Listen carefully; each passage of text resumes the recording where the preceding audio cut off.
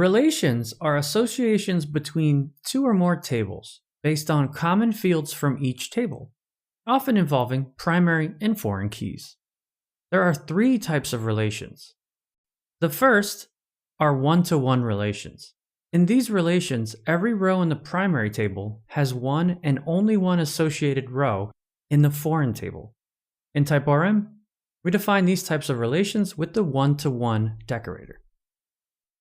Next are one-to-many or many-to-one relations.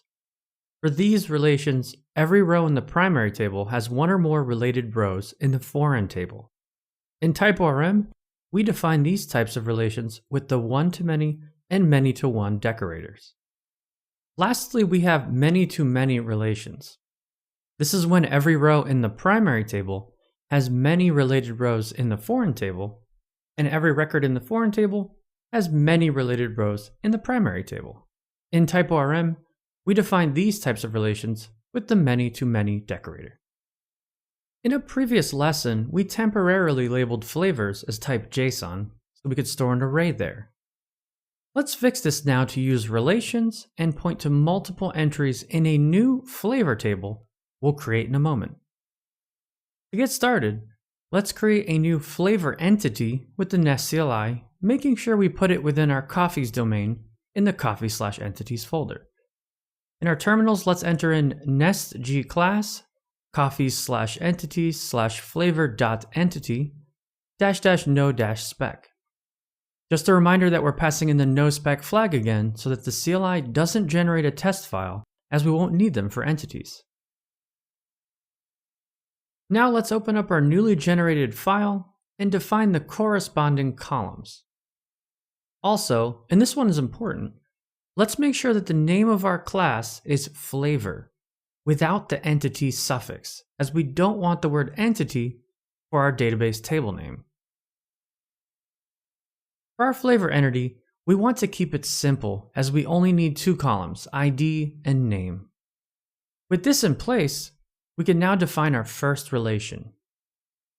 Let's jump over to our coffee entity and update our existing flavors property, removing the column decorator, and introduce some other decorators we'll need to make this a relation.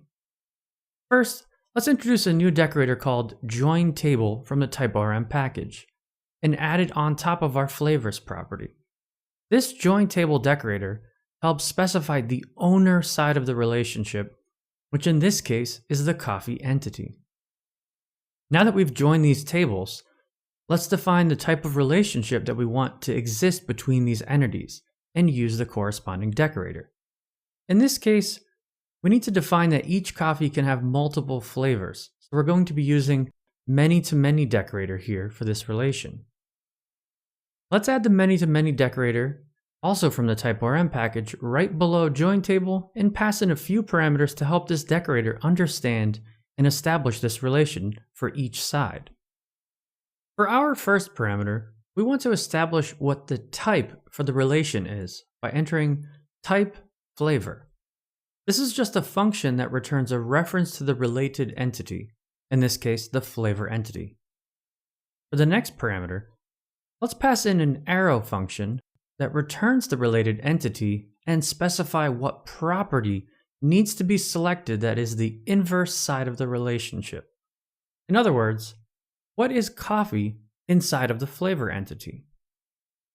In our flavor entity, we will reference coffee as the coffees property. So we want to select it here via flavor.coffees. You may see we're getting some errors here as the coffees property does not exist on our flavor entity yet, but we'll fix that in a moment. Let's jump into our flavor entity and set up the inverse side of our many-to-many relation.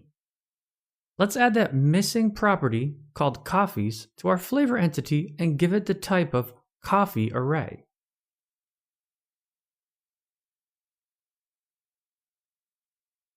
Our many-to-many relation was created by the owner, coffee, but we need to make sure typeORM is aware of the inverse side of the relationship in this flavor entity in order for this to be properly connected. Since coffee is the owner in this relationship, we don't have to use the join table decorator again. Just as we did a moment ago, Let's add the many-to-many decorator on top of the coffees property here and pass in a few parameters.